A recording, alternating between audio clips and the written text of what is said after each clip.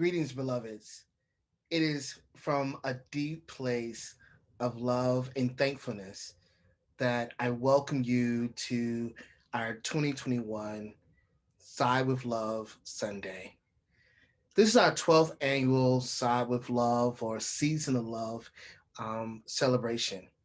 And without you, without you, each of you choosing love over and over and over again, we would not be the faith tradition that we are, and we wouldn't be in this moment. A moment where we can be together, a moment where we are invited to listen to the offerings of all the different participants spreading their theology of love from their own perspectives, from their own backgrounds, from their own lived experiences. At the same time, it is a call. It is a call and response to us to really embody, to live into love, to live into the values, the practices associated with the UU faith, to be in right relationship with movement at this moment. I always say to myself and even to my son Elijah, I ask us, what is love calling us to do?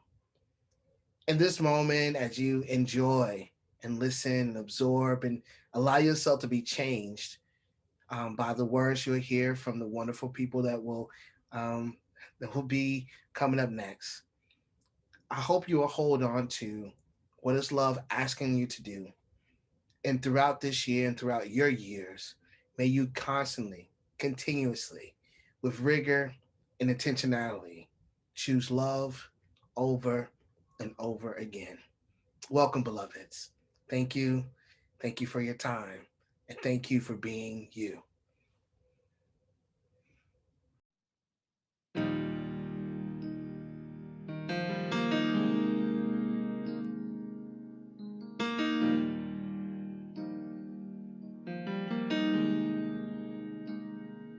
This is a holy moment.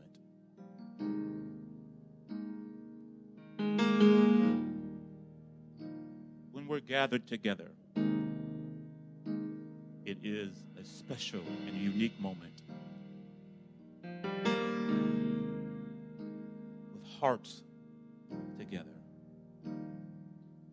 Oh,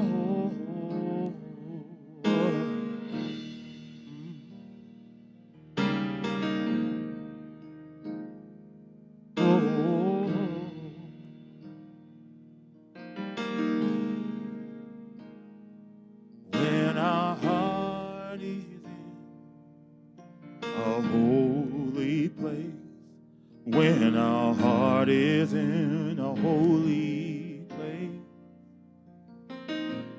we are blessed with love and amazing grace. When our heart is in a holy place. Sing it with us, would you?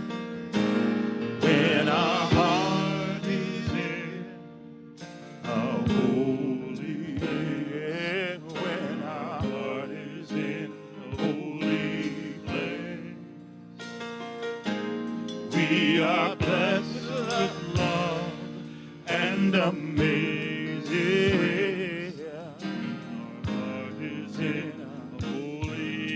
Rick, would you sing that verse for us? When we trust the wisdom in each of us, every color, every creed and kind, when we see our faces in each other's eyes, then our heart is in a holy place.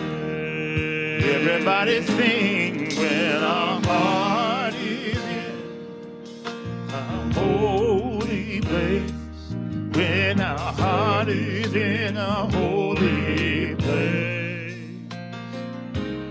We are blessed with love. Can you feel it?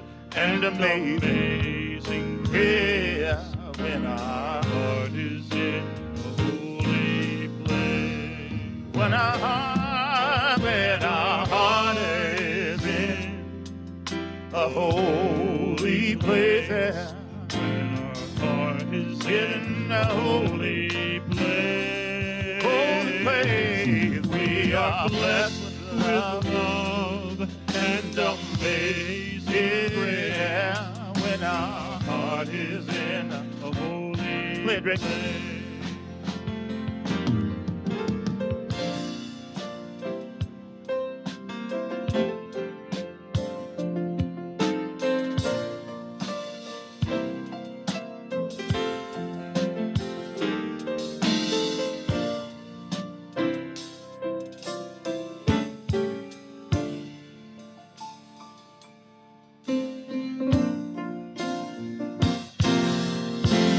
when our heart is in, when our heart is in a holy reach out and touch place. somebody if you can. Heart is in a holy place. Let him know that your heart is with him. We are blessed with love and amazing grace. When our heart is in a holy place. when our heart is in a holy place. When our heart is in a holy place. We are blessed with love and amazing grace. When our heart is in holy place.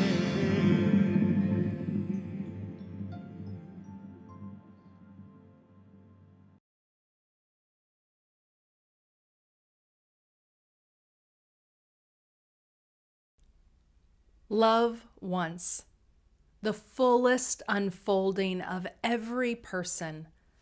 Love wants everyone to be free, to feel safe, to know joy. To me, love is an overflowing and unconditional love for the world and for creation and for one another. That spiritual foundation of love calls us to the policies and the practices that we need to sustain and nurture life, thriving life.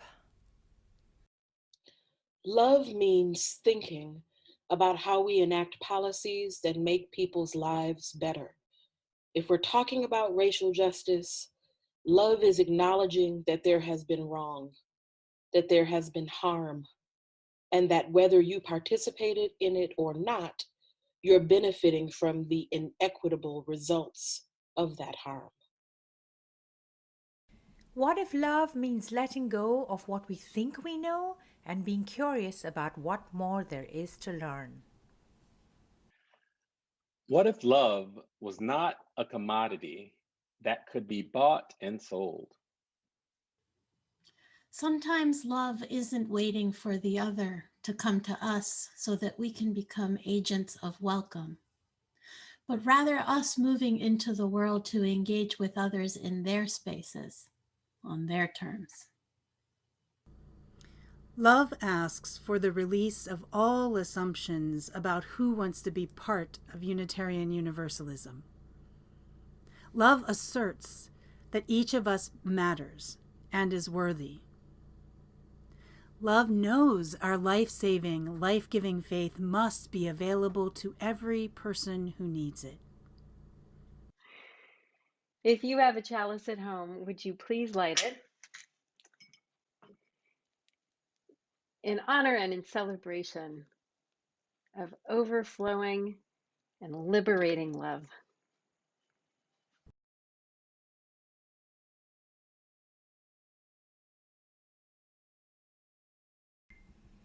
My name is Tuli, and I have a story for you.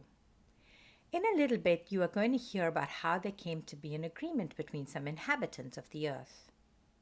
An agreement is sometimes called a promise or a contract or even a covenant. All these words mean similar things, that two or more people or animals or others have come together and agreed on something. And not necessarily two or more people. Sometimes we have to have an agreement within ourselves, with ourselves. And it can be hard to come to an agreement. Think of a time when this might have been for you. Perhaps you wanted to play Legos, but your friend did not. Perhaps you wanted to pretend play to be on a ship and your brother or sister wanted to read a book. Or maybe you witnessed someone doing something and you wanted to convince them to not do it. How did it work out? Did you have to give up what you were doing? Did the other person have to? It can be hard, right?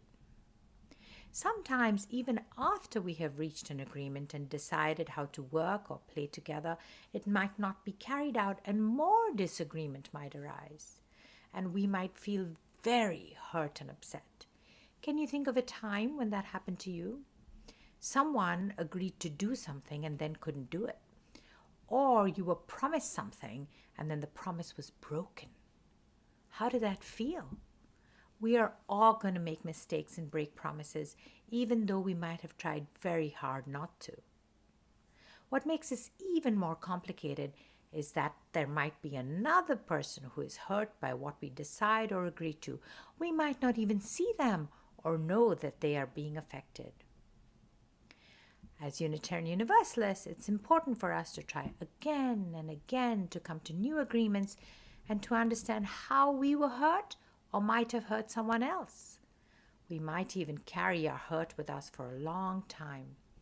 And we might have to be open to hearing that we have caused hurt, even though we didn't mean to. But we can try to work hard to repair the damage that might have been done, either to us or by us. In fact, this is an obligation, something we have to try to do. Sometimes this can be tiring and take a really long time, and we might have to give up something or have the other person give up something. We can make new agreements and begin anew. As you listen to what's coming up, think about what each of the creatures had to do to come to this new agreement. The Agreement by Barry Lopez. One time, before there were any people walking around this valley, there were bear people. There were also salmon people. The bear people had an agreement with the salmon people. The salmon would come upriver every fall, and the bear would acknowledge this and take what they needed. This is the way it was with everything. Everyone lived by certain agreements and courtesies. But the salmon people and the bear people had no agreement with the river. It had been overlooked. No one thought it was even necessary. Well, it was. One fall, the river pulled itself back into the shore trees and wouldn't let the salmon enter from the ocean. Whenever they would try, the river would pull back and leave the salmon stranded on the beach. There was a long argument, a lot of talk. Finally, the river let the salmon enter. But when the salmon got up into this country where the bears lived, the river began to run in two directions at once, north on one side, south on the other, roaring, heaving white water and rolling big boulders up on the banks. Then the river was suddenly still. The salmon were afraid to move. The bears were standing behind the trees looking out. The river said in the middle of all this silence that there had to be an agreement. No one could just do something, whatever they wanted. You just don't take someone for granted. So for several days they spoke about it. The salmon said who they were and where they came from, and the bears spoke about what they did, what powers they had been given, and the river spoke about its agreement with the rain and the wind and the crayfish. Everybody said what they needed and what they would give away. Then a very odd thing happened. The river said it loved the salmon. No one had ever said anything like this before. No one had taken this chance. It was an honesty that pleased everyone. It made for a very deep agreement among them. Well, they were able to reach an understanding about their obligations to each other, and so everyone went their way. This remains unchanged. Time has nothing to do with this. This is not a story. When you feel the river shuddering against your legs, you are feeling the presence of all these agreements. Pledges are the core of our church's spiritual practice of generosity. We are also grateful for additional gifts to support our ministry and thank the folks out there who are appreciating this online ministry and supporting it by texting 73256 with the message "Give to UU," or by giving on our website.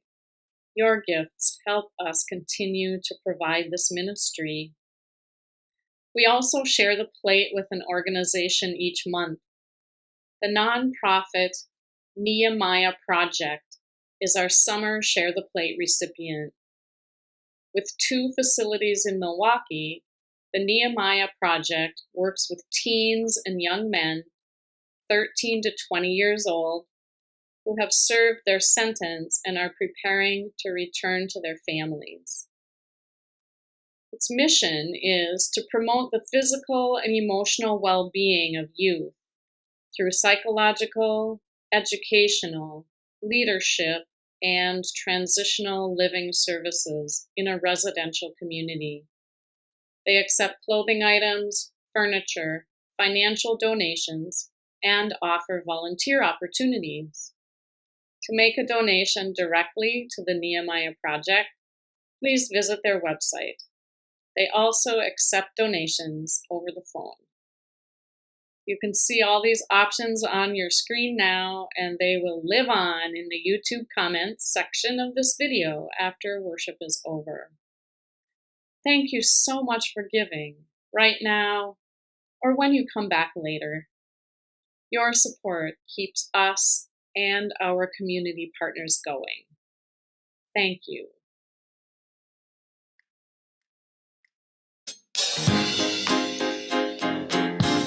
All right, everybody.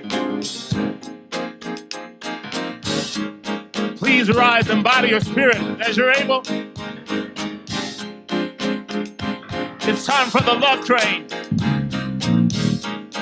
Everybody, put your hands together.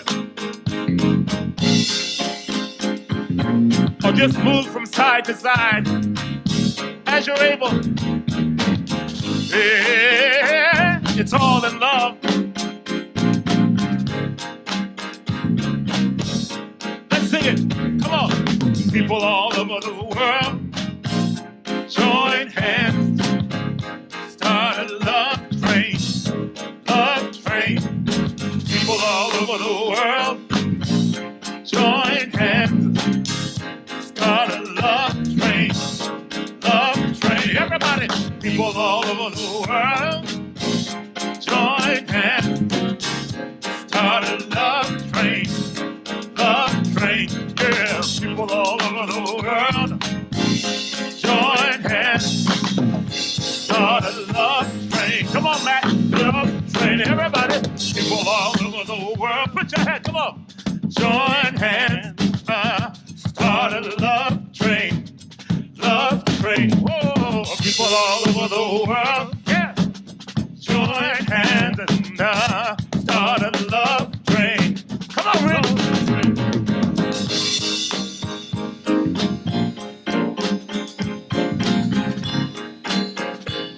Yes, sir.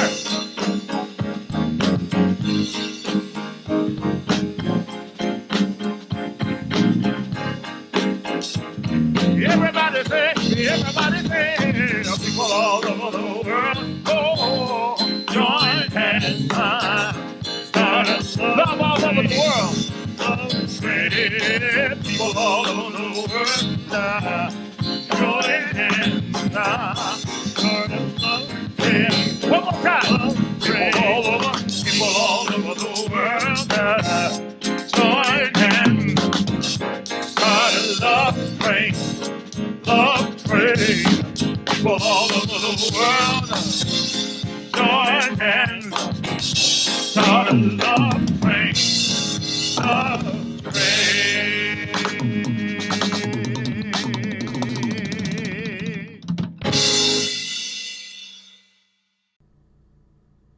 My name is Laura Conkle, and you may use they, them pronouns to refer to me. I'm so glad you're here with me and my trans and non-binary, queer, disabled, surviving poverty, first generation with access to college, self. Welcome, dear ones. Welcome, welcome, welcome. We are here, yes. And there's so much that fractures our we. In Unitarian Universalism, our assumptions about each other so often fracture our sense of we. I wish for us to love on and heal our we. And so, I want to talk to all of my disabled UU siblings, my trans and non-binary UU siblings, and my UU siblings who are surviving poverty. My world makes so much more sense when I'm with y'all. The gaslighting and rejection and weirdness of the great wide world, and yes, of many Unitarian Universalist gatherings, can lessen and become background noise to our vibrant, honest, and passionate conversations. When we're together, I can slow down and relax. I can work with y'all to make sure more folks are included. And that means me too. I want you to know how much I love your ways of being. I love your being. I love how you use your imagination to discover and create ways to survive. And I wish with all my heart and soul you didn't have to. We are trans and non-binary and disabled and surviving poverty. And we know we need to navigate a dominant culture that is more toxic to us than anything else. We know we must build community and culture that values our lived experiences and nurtures our survival. We know we are practicing the rejection of ableism and transphobia and elitism and ageism and homophobia and racism and all exclusion. Oh, and I love how we already know that inclusion means all of us, and hospitality means honoring folks as their full selves. We know we need disability justice, queer theology, funding of expenses, access accommodations, inclusive language, scholarships, plain language explanations, gender-neutral bathrooms, childcare, and all the things that can make it possible for us to be safe and well, loved, and held sacred within Unitarian Universalism writ large. I wish that every event that is planned moving forward is planned with us in mind and considering what we need. I wish that more and more reflections, sermons, and sacred texts include us and our wisdom. And in all the ways that you engage Unitarian Universalism, I wish that you will find folks who understand that you are worthy and you matter, and who choose to include you. Our collective spiritual growth and resilience are important not just to us, but to all Unitarian Universalists. So now, I want to talk to all Unitarian Universalists. I want us all together to build our resistance to the many assumptions folks make about who is in the room, who is at the table, and who is in Unitarian Universalist spaces, online and otherwise. I pray that each of us decides to begin to heal our we. I pray that we cast off assumptions and choose to build a Unitarian Universalism that holds each and every person sacred and worthy of hospitality and inclusion. May we know our potential for love and beauty. We are love and beauty. Real love that stretches to encompass our human fallibility we all have. Resilient love that unfurls to create and support our vulnerability we need to thrive. Actual beauty that honors all seasons, phases, and aspects of life. Fierce love and fierce beauty. Fierce enough to stay in touch with and reflect reality. We are beautiful, smart, and strong. We are fallible, whole, and vulnerable. We are right here, right now. We matter. So may it be for you. So may it be for me. So may it be for all of us.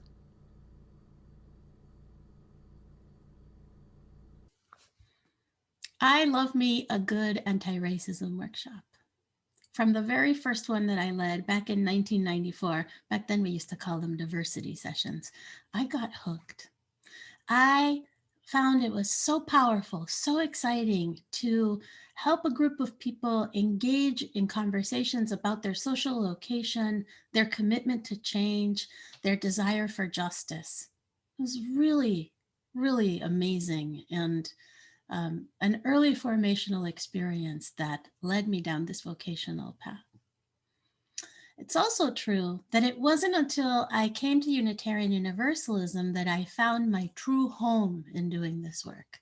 Because before that, I used to do this work in academia and in nonprofit spaces, and it was much more of a brainy, heady thing. It was about the ideas and the sociology, which of course is very important and it's central to the work. But once I discovered the possibility of having these conversations as faith formation, everything shifted for me.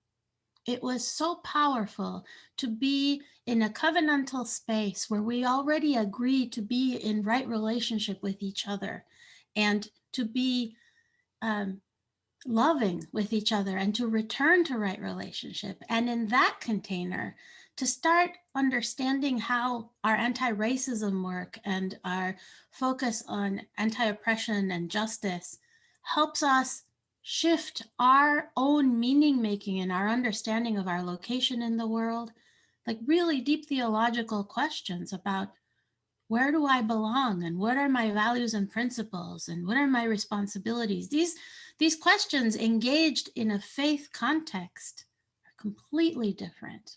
It's a complete game changer, and I really appreciated that. Now, it's true that I really enjoy designing a good workshop, having an arc, knowing what's going to happen, planning for things, and then having them occur the way that I planned. I mean, that's very satisfying. Yes, as a facilitator, it is one of my favorite things. And I am discovering that the most powerful learning actually occurs when we go off the agenda. When we go off the agenda, it's usually because something has happened in the room and we need to attend to something that shifted. So it could be that someone says something that's like a microaggression. It could be that the learning in the room requires us to pivot. The questions that are coming up are not following the original plan. But ultimately, what's exciting about that is that we are responding to the embodied learned experience in that moment. We are responding to the people in the room and to the actual moment. That's something that Elandria taught me, and I want to lift E's name up. I miss you, Elandria. Embodied learning and focusing on how we do it and why we do it in the moment makes all the difference. It's praxis. It's different than just this theoretical understanding of the concepts of racism and race and white supremacy culture and all this other stuff. It's also true that when we interrupt the process and we attend to what's happening in the room, it's important to center the person who may have been harmed. And usually the person who has been harmed is a person with a marginalized identity. And that is valuable to remember as a principle in our work. We center the folks who have the lived experience and who in the moment have something to offer through their experience and through the moment. Doesn't mean that we put people of color and people with marginalized identities on pedestals as educators and experts. It means that we respond in the moment to what's happening. We use the holy muscle of interruption to trust that being with each other in real time is the most important learning. Understanding how power is playing in the room in that moment is one of the most important ways that we can actually decenter the traditional ways of doing things. Because otherwise, in our own educational settings, we still have white supremacy culture dominating and running us. And that's what we are trying to decenter. So I lift up a prayer for all of you who are engaged in this important work of keeping it real, of keeping connected to each other and saying what's true in the moment.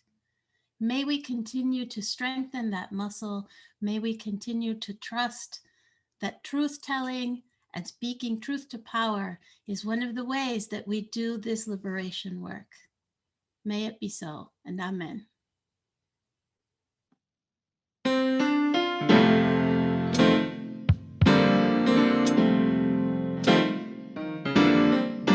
I'm so glad we all have a guide.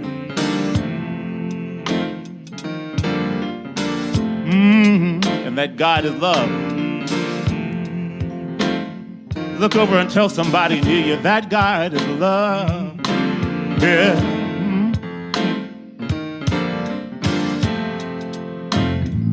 Love will guide us. Peace hath tried us. Hope inside us will lead the way on the road from grief to giving. Love will guide us through the heart. If you cannot sing like angels, if you cannot sing like angels, if you cannot speak before thousands, you can give from, from deep within you. You can change the world with your love. Love will guide us. Love will guide us. Peace hath tried us. Hope inside us. Hope inside us. We'll lead the way on the road from grief to giving.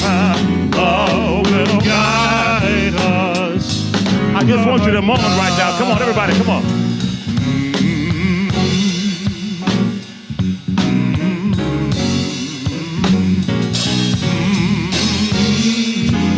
Yeah.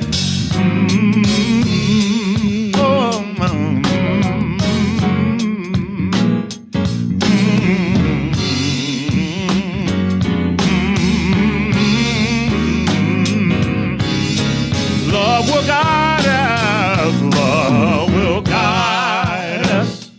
Peace has tried us.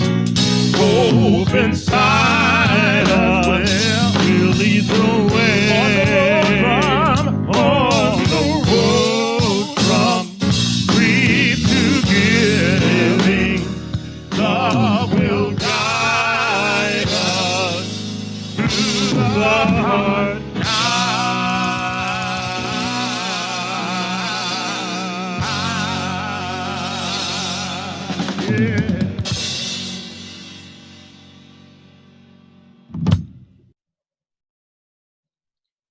You know, in every moment, even if it doesn't feel like it, life is giving us an invitation.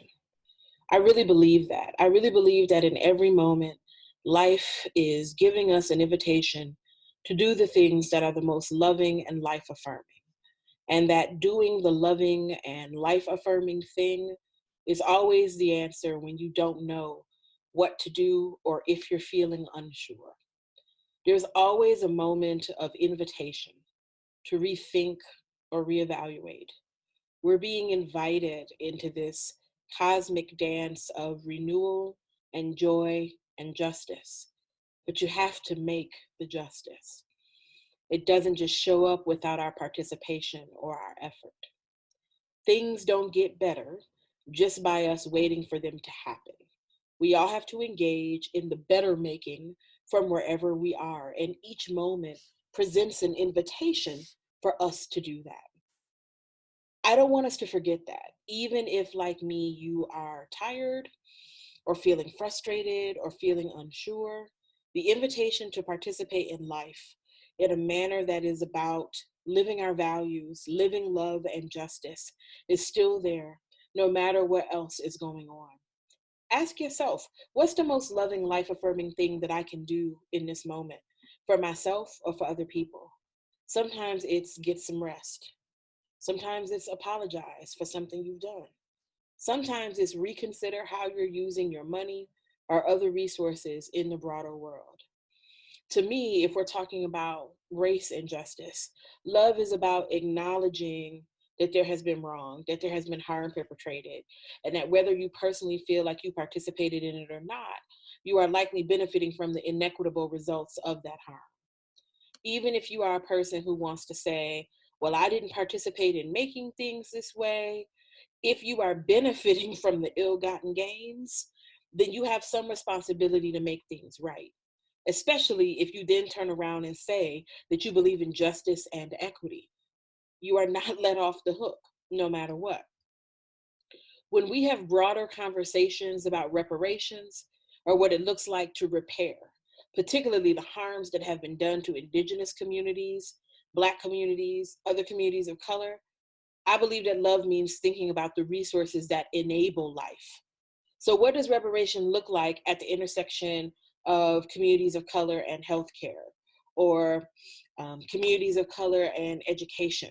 What does it look like to have those kinds of conversations beyond, just conversations about money and land that is owed, but also about accessing resources that have been inequitably distributed for more than a century? All of us should have a hand in those conversations, and all of us have some responsibility to bring about justice in those contexts. Plainly, if you're not going to do that work, if you're not going to be committed to thinking about that and how you can serve in that work, then to me, it obfuscates the mandate of what it means to be Unitarian Universalist. Because ours is a faith that calls us to do things. Being Unitarian Universalist in part means maybe you don't pray the way I pray. Maybe you don't pray at all. But how do we live together in equitable community, despite what I might think about God or what you might think about God? This is a faith that calls us to commit to the work of making justice. This is a faith that calls us to think about what it means not to believe the same, but to live together in beloved community, despite our own discrete perspectives about spirituality or the afterlife.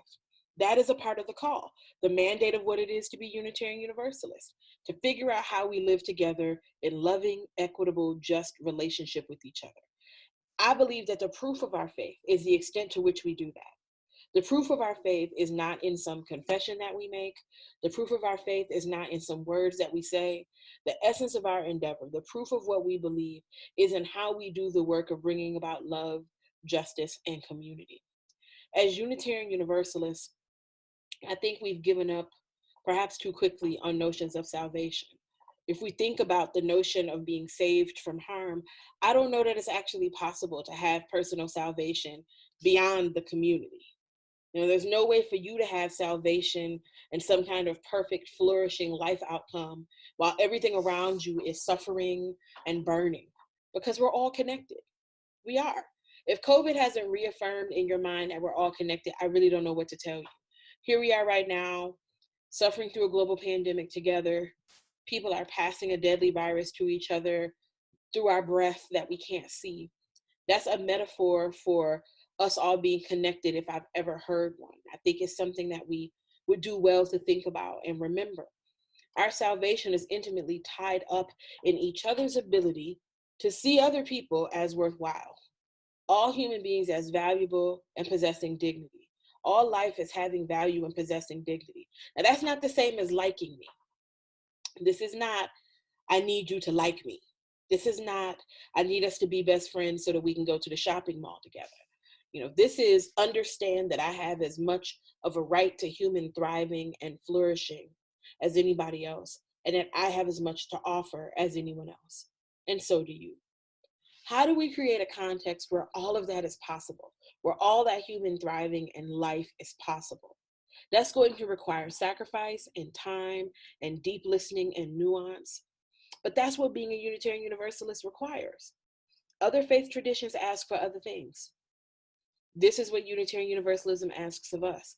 This is what we signed up for. And to me, this is serious. The call of our faith is critical right now. Ours is not a faith of anything goes. When I hear people say, I'm a UU because I can believe whatever I want, that's actually the furthest thing from the truth. It's time to lean into whether or not we really believe it.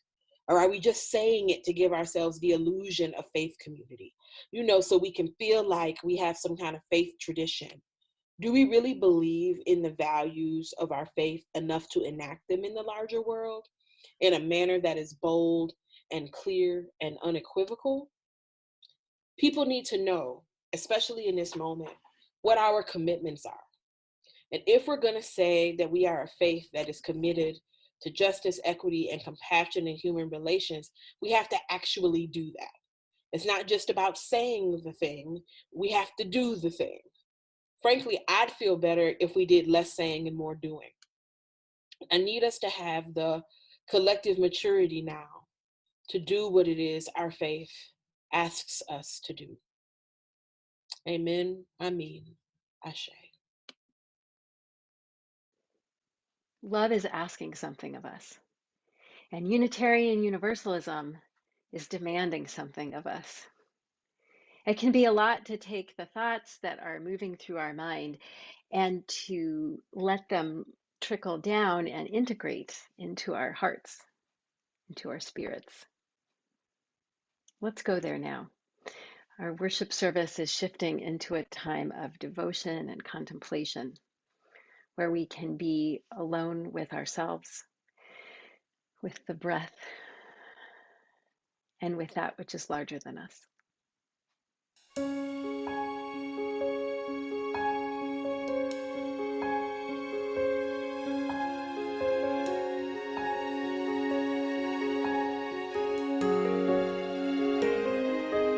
There is more love somewhere. There is more love somewhere.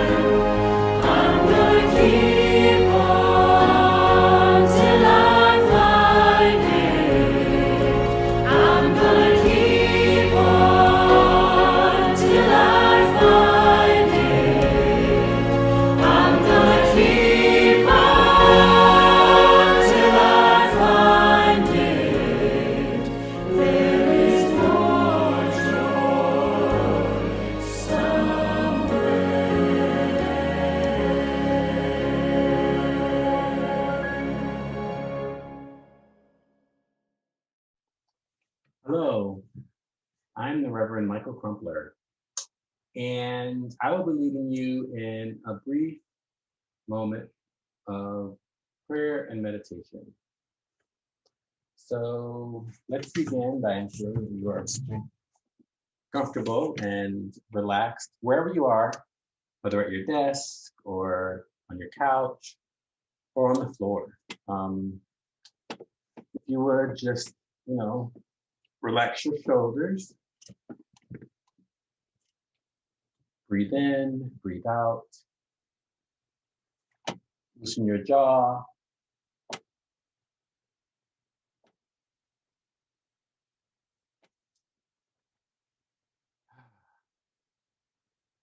Close your eyes.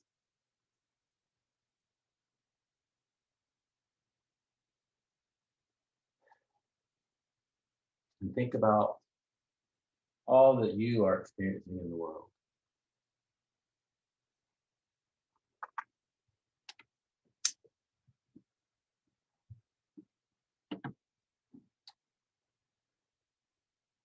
Think about all who are struggling during this time of isolation as we continue to grapple with the COVID-19 pandemic. Think of all those who have lost loved ones and all those who are still living with the side effects.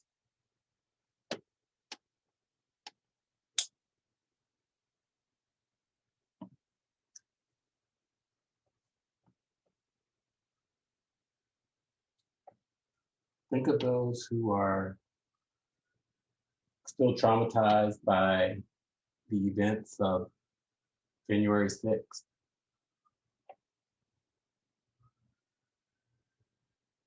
Who are seeking answers and accountability where there is none.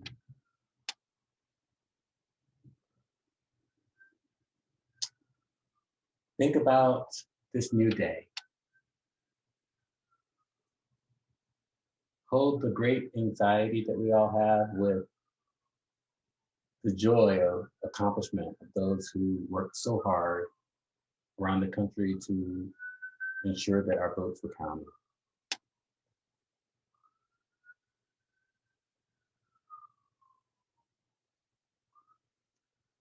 Now come back to yourself and your home and your family and all that you have to do.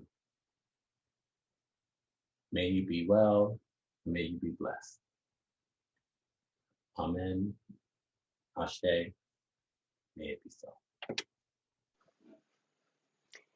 As you extinguish your chalice at home, may we give thanks for this time together, for the wisdom and inspiration that we've received. May we carry that wisdom into our lives and into our communities. May you find untapped sources of strength and courage and discover in yourself a new fire that burns in your belly and keeps you going. May the presence of spirit be proximate, cooling, and reassuring to you when you are overheated. May we all together choose to build a Unitarian Universalism that holds each and every person sacred and worthy of hospitality and inclusion. May you be well. Beloveds, as we leave this sacred time together, let us remember to praise this gift of life, to be attentive to its wonder and its beauty. May we kindle more love, more joy, and more song into our hearts and into our days. May we be led out in peace, and may we give back love.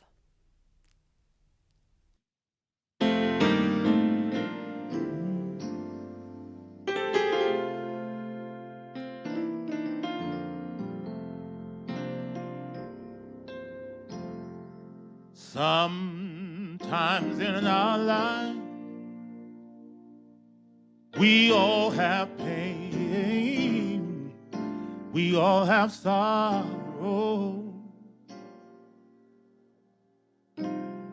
But if we are wise, we know that there's always tomorrow.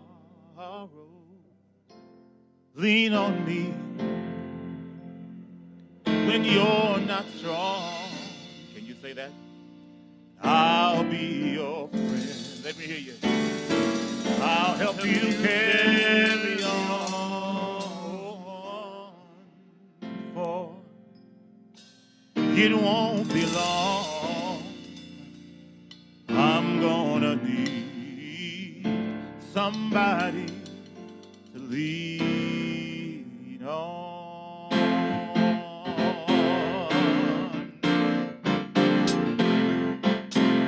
Lean on me. Lean on me when you're not strong. I'll be your friend. I'll help you carry on, for it won't be long till I'm gonna need somebody to lead. Sing it, brother Rick, come on. If there is a load you have to bear that you can't carry, well, I'm right up the road. I'll share your load if you just call me. Lean on me, yeah. Everybody. When you're not strong, I'll be your friend. I'll be your friend. Yeah, I'll help you carry on. For it won't be long till I'm gonna need somebody to lean on. All right, you just call. You just call on me, brother, when you need a hand. We all need somebody to lean on. I just might have a problem. I might have a problem that you'll understand. We all need somebody to lean on me. Lean on me. When you're not strong, yeah, I'll be your friend. I'll help you carry on. It won't be long till I'm gonna need somebody to. All right, you just call on me, sister. You just call on me, sister, and you be a hand. We all need somebody to lead. I just might have a problem. I might have a problem that you'll understand. We all need somebody to lead. Lean on me, yeah.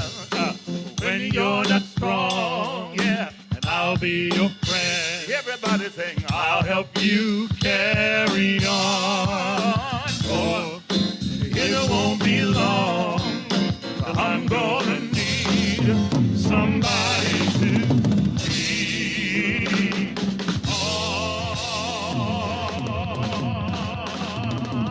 on. Let me hear you say, yeah, come on.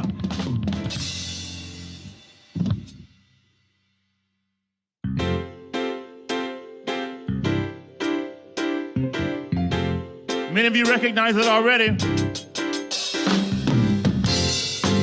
It is truly all we need. I want you to sing it with us. Come on. All you need is love. Yeah. All you need is love. All you need is love. Love. Love is all you need. Everybody sing. All you need is love. I love it, Rick. All you need is love. All you need is love. Love. Love is all you need. Love, love, love. Love, love, love. Love, love, love. Everybody say love, love, love. Love, love, love. Love, love. Put your hands together. All you need